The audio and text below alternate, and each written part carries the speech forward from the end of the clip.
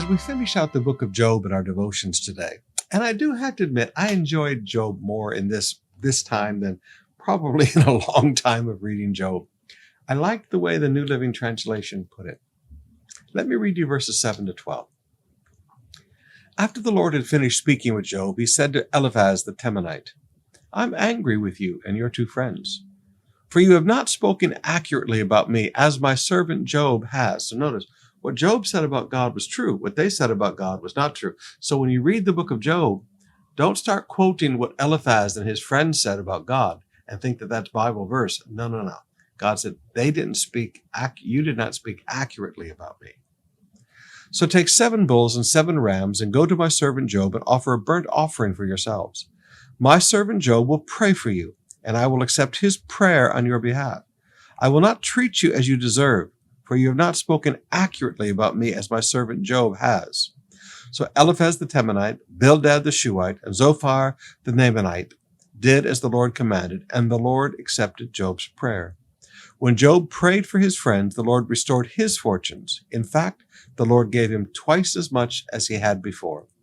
Then all of his brothers and sisters and former friends came and feasted with him in his home.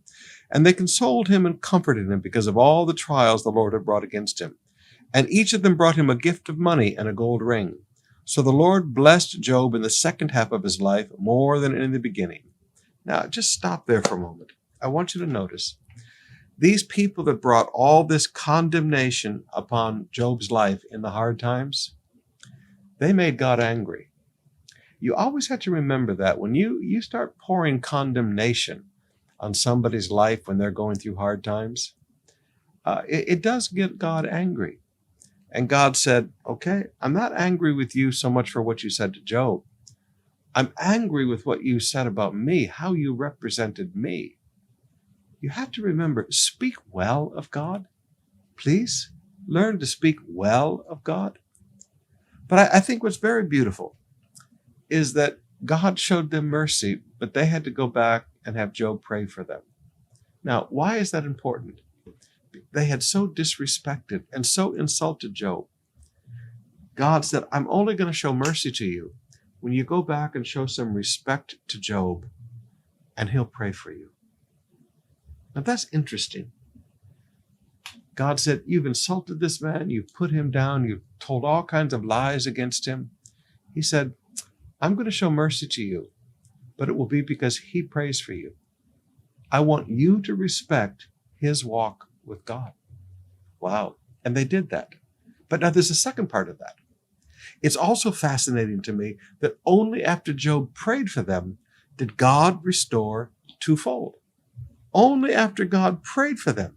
It said when Job had prayed for his sins, God restored his fortunes. When he prayed for them. So again, Job can't have any bitterness in his heart. He can't have any resentment in his heart. He has to forgive these guys from his heart and genuinely pray to the Lord for them. And God showed mercy to them. They showed respect to Job. Job had to be willing to accept their apologies and their signs of respect. And as he prayed for them, God restored his fortunes. Now, some of you, forgive me, straight up talk. Some of you, people have really been bad to you in the hard times. They've really kicked you when you were down, as the old proverb says. They really kicked you when you were down. And now God sends them to you, and they want to make things right. They're showing respect to you. Pray for them, and watch God restore all that has been lost.